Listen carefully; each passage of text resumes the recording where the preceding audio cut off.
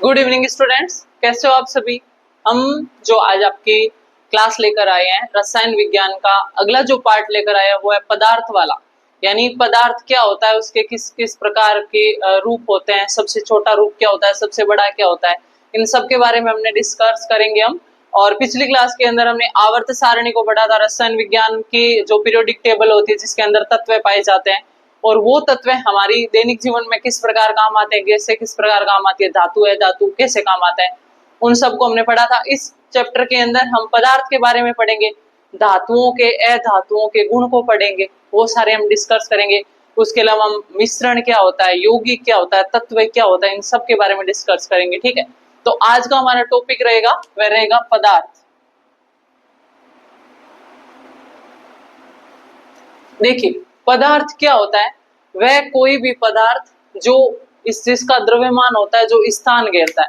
जैसे ये मार्कर है, इसका कुछ द्रव्यमान है यानी कुछ इसका भार है और ये क्या करेगा, जैसे यहाँ पर पड़ा है तो ये कुछ स्थान घेरेगा कि नहीं घेरेगा, ये भाग क्या कहलाएगा, पदार्थ कहलाएगा। यानी कोई भी ऐसी वस्तु जिसका द्रव्यमान होता है, भार होता है, जो जगह घेरती है, आप उसको किसी भी रूप में ले सकते हो, वो सब भाग क्या कहलाते हैं, पदार्थ कहलाते हैं। अब देखिए जो मेनली पदार्थ की पहली परिभाषा क्या हो गई, जिसका द्रव्यमान हो, द्रव्यमान यानी भार या मास, जिसका द्रव्यमान हो, जो स्थान घेरता हो,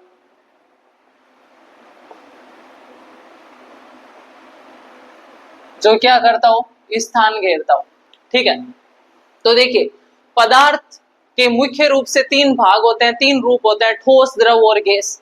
लेकिन उसके अलावा मुख्य रूप के अलावा पदार्थ के और रूप भी होते हैं, यानी टोटल पदार्थ के 5 रूप होते हैं, जिसमें ठोस, द्रव, गैस, बोस, आइंस्टीन और प्लाज्मा। ये पदार्थ की अलग अलग अवस्थाएं होती है। अगर आपको पूछे बताइए पदार्थ की चौथी अवस्था कौन सी है, तो आपका आंसर होगा प्लाज्मा। पदार्थ की 5वीं अवस्था कौन सी है, बोस, आइंस्टीन। लेकिन अगर आपको पूछे कि पदार्थ के मुख्य कितने प्रकार है, तो पदार्थ के मुख्य 3 पदार्थ होते हैं, भाग होते हैं, ठोस, द्रव और गैस। तो आपको ये हमेशा ध्यान रखना है कि पदार्थ मुख्य प्रकार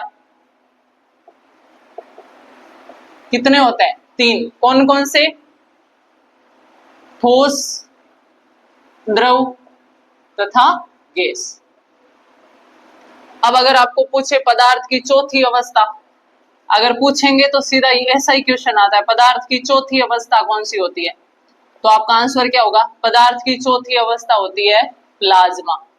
उसी प्रकार पदार्थ की 5वीं अवस्था कौन सी होती है, तो पदार्थ की 5वीं अवस्था होती है बोस आइंस्टीन। कौन सी होती है, बोस आइंस्टीन। पदार्थ के मुख्य पॉइंट ध्यान रखने आपको, वह प्रत्येक पदार्थ, वह प्रत्येक वस्तु जिसका द्रव्यमान होता है जो स्थान घेरती है, क्या कहलाती है, पदार्थ कहलाती है। पदार्थ के मुख्य रूप से 3 रूप होते हैं, ठोस, द्रव और गैस, जिन्हें हम सामान्य भाषा में जानते हैं।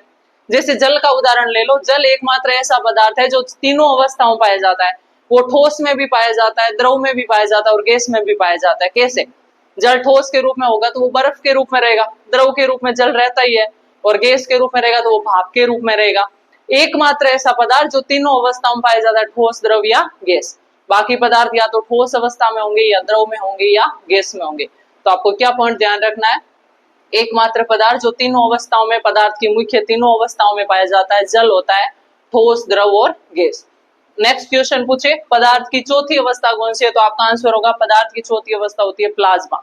पदार्थ की 5वीं अवस्था कौन सी होती है, पदार्थ की 5वीं अवस्था होती है बोस आइंस्टीन। ये पॉइंट आपको ध्यान रखना है, इसको आप नोट करो। फिर हम पदार्थ के रूप परिवर्तन को, अवस्था परिवर्तन को देखते हैं।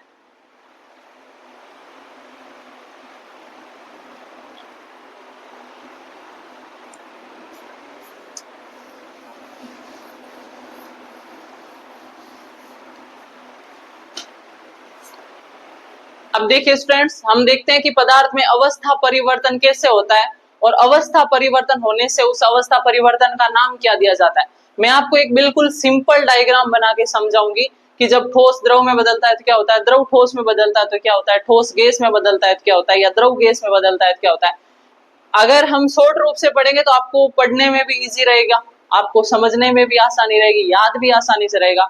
उस प्रकार अगर हम अलग अलग पढ़ेंगे तो 6-7 परिभाषाएं बनेगी, आप कंफ्यूज हो जाओगे। तो बिल्कुल मैं एक छोटा सा रेखा चित्र बनाकर पदार्थ की अवस्था परिवर्तन को समझा रही हूं, ठीक है। तो पॉइंट है पदार्थ की अवस्था परिवर्तन, पदार्थ की अवस्था परिवर्तन। देखिए पदार्थ की अवस्था परिवर्तन के अंदर क्या होगा, मुख्य रूप से जो पदार्थ की 3 अवस्थाएं होती है, ठोस, द्रव और गैस, इन्हीं को हम डिस्कस करेंगे। तो देखिए मैंने लिख दिया ये ठोस, इधर मैंने लिख दिया द्रव और यहां लिख दिया गैस। अब देखिए जैसे ठोस अगर द्रव में बदलेगा तो उसे हम क्या बोलेंगे, ठोस। पानी का उदाहरण ले लो आप, ठोस है पानी मतलब बर्फ है, द्रव मतलब पानी या जल है, और गैस मतलब भाप है।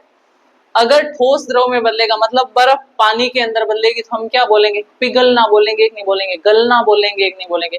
तो ये इसकी परिभाषा होगी। देखिए जिधर तीर के निशान का मुंह है, जिधर तीर का मुंह है मतलब वो उस अवस्था, उस आगे वाली अवस्था में जा रही है। इस तीर का मुंह इधर की तरफ है मतलब ठोस से क्या बन रहा है, द्रव बन रहा है। बर्फ पिघल कर पानी बन रही है तो उसे हम क्या बोलेंगे, गलना। क्या बोलेंगे, गलना, ठीक है। उसी प्रकार इसका उल्टा अगर द्रव ठोस में बदले तो पानी बर्फ बन जाए तो उसे हम क्या बोलेंगे, जमना। क्या बोलेंगे, जमना। उसी प्रकार अगर द्रव गैस में बदले तो हम क्या बोलते हैं, पानी इतना उबलता है कि वो भाप बनने लगे तो उसे हम क्या बोलेंगे, वाष्पीकरण। क्या बोलेंगे, वाष्पीकरण। और अगर इसका उल्टा अगर गैस वापस द्रव में बदले तो उसे बोला जाता है संघनन। बाकी तो परिभाषा बिल्कुल इजी है, दैनिक जीवन में हम उपयोग में लेते हैं, लेकिन ये परिभाषा थोड़ी इंपॉर्टेंट है। संघनन क्या कहते हैं, अगर गैस अवस्था द्रव अवस्था में बदले तो उसे क्या बोलेंगे, संघनन। उसी प्रकार अगर ठोस सीधा ही गैस में बदल जाए तो इसे क्या बोलेंगे, ऊर्ध्वपातन। क्या कहेंगे, ऊर्ध्वपातन। और अगर गैस वापस ठोस में बदले तो उसे बोलते हैं ऊर्ध्वपातन व्युत्क्रम, यानी ऊर्ध्वपातन का उल्टा।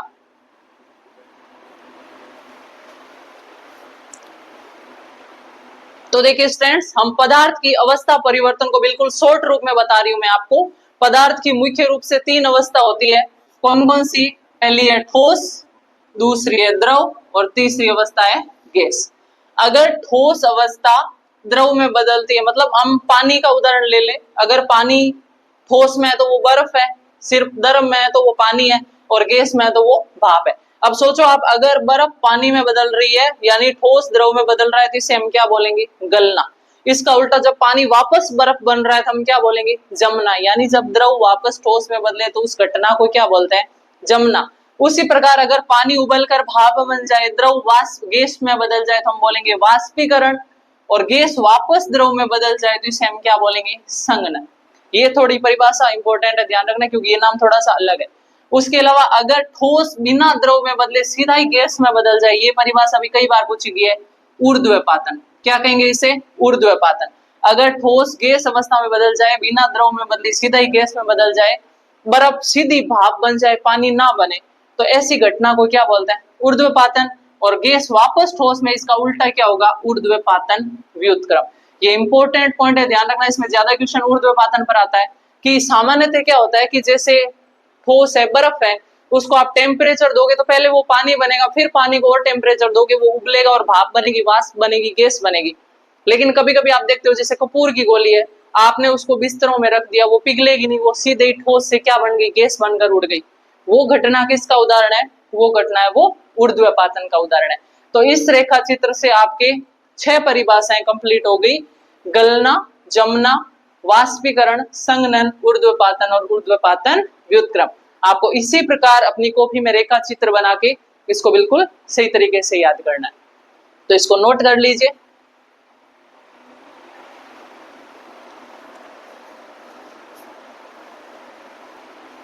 तो देखिए स्टूडेंट्स, अब हम जो ये ठोस, द्रव और गैस है, इनके कुछ पॉइंट्स पढ़ते हैं, जो इनके अलग अलग गुण हैं इनके। तो देखिए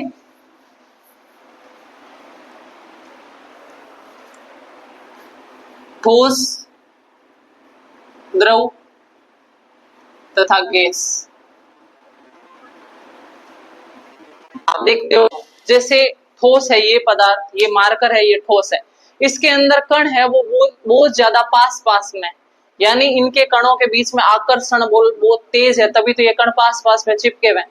इसकी तुलना में आप द्रव ले लो, पानी ले लो, उसके अंदर कण थोड़े दूर दूर रहेंगे, यानी उनके अंदर दुर्बल बल होता है, हाइड्रोजन बॉन्ड है वो थोड़ा सा दुर्बल बल होता है, तो अणु दूर दूर रहते हैं।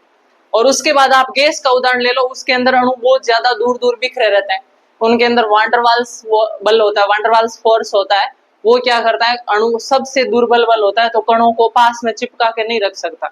अगर बल जितना ज्यादा प्रबल होगा, अणु उतना ही पास ज्यादा चिपक के रहेगा। तो इसके अंदर ठोस के अंदर जो बल लगता है वो सबसे प्रबल होता है, इसलिए ठोस के अंदर कण पास पास चिपके रहते हैं। द्रव के अंदर उसकी तुलना में थोड़ा सा दुर्बल बल होता है, इसलिए अणु थोड़े थोड़े दूर रहते हैं। और जो गैस होता है उसके अंदर बल बहुत ज्यादा दुर्बल होता है, इसलिए अणु सबसे ज्यादा दूर दूर रहते हैं। एक तो इन दोनों में ये अंतर हो गया बल के अनुसार। फिर हम देखते हैं इनका आकार। ठोस का आकार निश्चित होता है, ऐसा नहीं कि ये मार्कर पड़ा है सुबह तक इसका आकार चेंज हो जाएगी, अलग ही शेप का बन जाए, नहीं, इनका जो एक बार आकार बन गया वो बन गया, ये आकार है इनका निश्चित होता है। गैस का आकार कोई निश्चित नहीं होता, और द्रव का आकार भी निश्चित नहीं होता।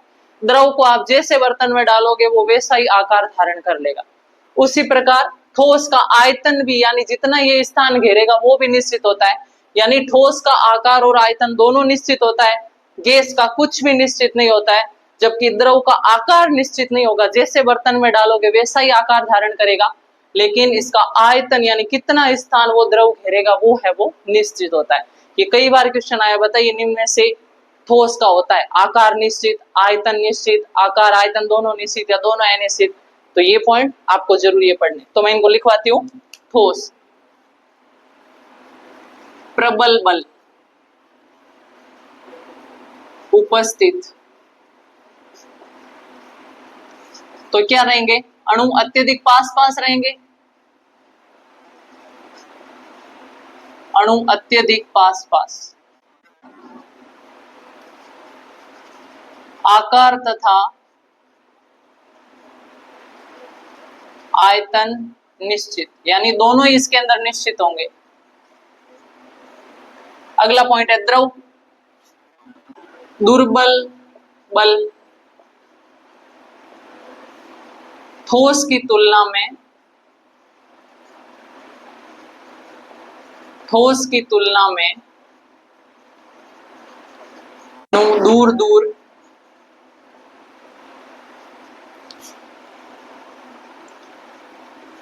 आकार है निश्चित और आयतन निश्चित।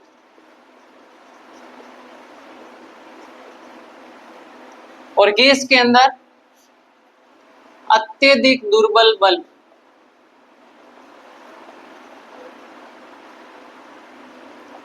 जब अत्यधिक दुर्बल बल है तो अणु ज्यादा दूर दूर रहेंगे, अणु बहुत दूर दूर,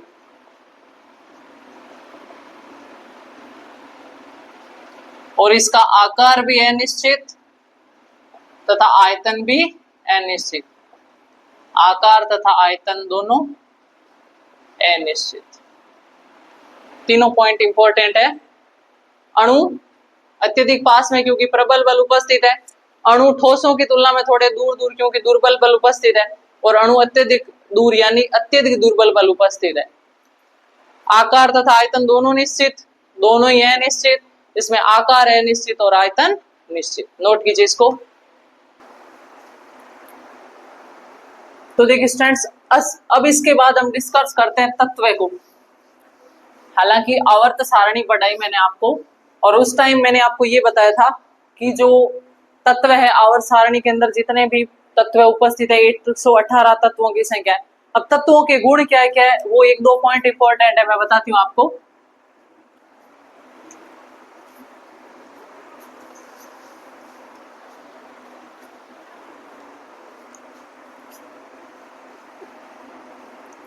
देखिए जो तत्व है इसे रसायन विज्ञान का प्रारंभिक पदार्थ माना जाता है। प्रारंभिक पदार्थ यानी इससे छोटा कुछ नहीं होता है। एक बार राजस्थान पुलिस के 2015 का या 17 का एग्जाम था, उसके अंदर क्वेश्चन आया था रसायन विज्ञान या पदार्थ का सबसे छोटा रूप है, और ज्यादातर आंसर करके आए बच्चे परमाणु, कोई अणु ठोक के आए, कोई यौगिक करके आ गए। तत्व होता है, परमाणु क्या होता है, एक मूलभूत कण होता है, लेकिन पदार्थ का सबसे जो छोटा रूप है वो तत्व होता है। जैसे तत्व आपने सोने का, सोना तत्व है, अब अगर आप उसको तोड़ोगे तो क्या उसमें से अलग कुछ निकलेगा ना, नहीं निकलेगा, उसके अंदर सोने के छोटे छोटे कण निकलेंगे जो परमाणु है, वो कोई अलग चीज नहीं है। इसलिए पदार्थ के छोटा रूप वही माना जाएगा कि उसको आप और तोड़ के कोई नई चीज प्राप्त नहीं कर सकते। जैसे आपने यौगिक ले लिया, पानी ले लिया, पानी के अंदर हाइड्रोजन गैस है, ऑक्सीजन गैस है, अगर आप प्रयोगशाला में पानी को बिखेरोगे तो हाइड्रोजन अलग निकल जाएगी, ऑक्सीजन अलग निकल जाएगी। लेकिन अगर आपने सोने के टुकड़े को तोड़ा तो वो छोटा बारीक रूप हो जाएगा, उसके परमाणु बिखर जाएंगे, लेकिन क्या कोई अलग चीज निकली क्या, बिल्कुल नहीं निकलेगी। तो पदार्थ का सबसे छोटा रूप क्या होता है, तत्व। यही क्वेश्चन आया था राजस्थान पुलिस के एग्जाम में कि पदार्थ का सबसे छोटा रूप है, और उसका आंसर करेक्ट क्या था, तत्व था। ठीक है, तो ये क्या है, रसायन विज्ञान का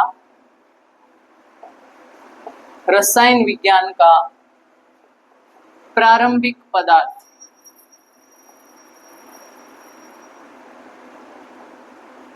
रसायन विज्ञान का प्रारंभिक पदार्थ, पदार्थ का सबसे छोटा रूप, पदार्थ का सबसे छोटा रूप। जो तत्व है, 3 प्रकार का होता है तत्व। मैंने बताया था आवर्त सारणी के अंदर तत्व को 3 भागों में बांटा गया है, धातु, अधातु और उपधातु।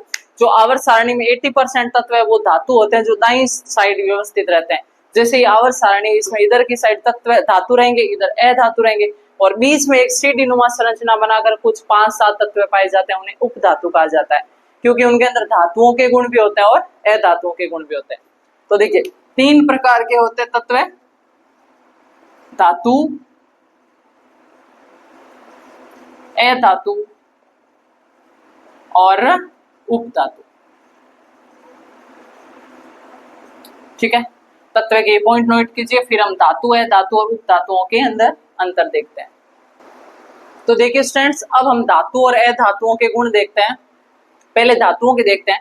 धातुओं का मुख्य गुण होता है इलेक्ट्रॉन त्याग कर धनायन बनाना। जैसे देखिए आपको बताया कि जो इलेक्ट्रॉन होता है इस पर हमेशा माइनस आवेश होता है। अब अगर ये जिसके साथ जुड़ेगा उसको तो ऋणावेशित कर देगा, और जिसमें से निकलेगा उसमें यानी माइनस कम होगा तो उसमें प्लस बढ़ जाएगा, यानी उसको धनावेशित कर देगा। तो धातुओं का गुण होता है हमेशा इलेक्ट्रॉन को निकाल देती है और लास्ट में क्या बना लेती है, धनायन। इसका उल्टा है अधातुओं में, ये इलेक्ट्रॉन को ग्रहण करती है और क्या बनाती है, ऋणायन बनाती है। अगला पॉइंट है धातुएं प्राय ठोस अवस्था में पाई जाती है, लेकिन आवर्त सारणी के अंदर मैंने आपको एक पॉइंट बताया था, एकमात्र ऐसी धातु जो द्रव अवस्था में पाई जाती, कौन सी थी, पारा या मरकरी। तो इसका अपवाद क्या होगा, अपवाद होगा पारा या Hg, बताया था मैंने आवर्त सारणी में। और अधातु ठोस या गैस रूप में पाई जाती है, इसका भी एक अपवाद है, मैंने आपको बताया था आवर्त सारणी में। ब्रोमीन एक ऐसी अधातु है जो किस अवस्था में पाई जाती है, द्रव अवस्था में। बाकी सारी अधातुएं या तो ठोस या गैस रूप में होती है, और धातुएं ठोस रूप में होती है, लेकिन द्रव अवस्था में पाई जाने वाली धातु पारा और द्रव अवस्था में पाई जाने वाली अधातु ब्रोमीन। अगला है धातुएं कठोर होती है, लगभग धातुएं कठोर होती है। कुछ धातुएं हैं जैसे सोडियम, पोटेशियम, ये इतनी मुलायम धातुएं होती है कि इन्हें चाकू से काटा जा सकता है, वो कुछ अपवाद हो सकते हैं। उसी प्रकार जो अधातुएं होती है ये कठोर नहीं होती है, लेकिन इसका अपवाद है हीरा। हीरा कार्बन का अपर रूप है, कार्बन एक अधातु है। हीरा प्रकृति का सबसे कठोर पदार्थ होता है, तो आपको अपवाद भी ध्यान में रखना है। अगला पॉइंट है धातुएं अघात वर्धनीय होती है। अघात वर्धनीय का मतलब है जब धातुओं को आप पीटोगे तो वो टूटेगी नहीं, उनकी चादर बन जाएगी। जैसे लोहे को पीटा जाता वो टूटता नहीं, वो पतली चादर के रूप में बन जाता है। तो ये गुण सिर्फ किसमें होता है, धातुओं में। इसे बोलते हैं अघात वर्धनीयता, यानी पीटने पर टूटना नहीं, चादर में बदल जाना। अगला इनका गलनांक और क्वथनांक कुछ होता है, यानी ये ज्यादा टेम्परेचर देंगे तो ही पिघलेगी, और बहुत कम टेम्परेचर, बहुत ठंडा करेंगे तभी ये जमेगी, यानी इनका गलनांक और क्वथनांक है वो ज्यादा होता है। इनमें तन्यता का गुण होता है, यानी तार खींचे जा सकते हैं।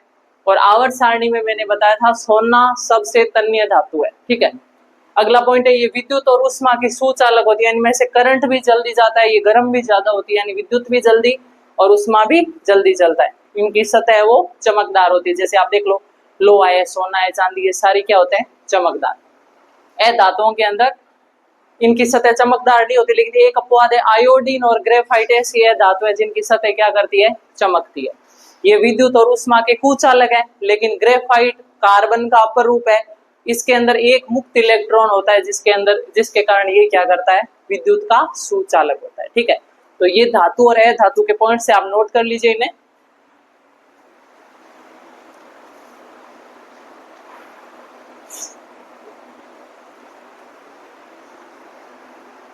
और इसके साथ ही आज की ये क्लास है वो कंप्लीट होती है। मिलते हैं नेक्स्ट क्लास के अंदर इसी टॉपिक के आगे के पार्ट्स के साथ, और मेरी क्लास को ज्यादा से ज्यादा लाइक और सब्सक्राइब कीजिए। तो मिलते हैं नेक्स्ट क्लास के अंदर, तब तक के लिए थैंक यू सो मच।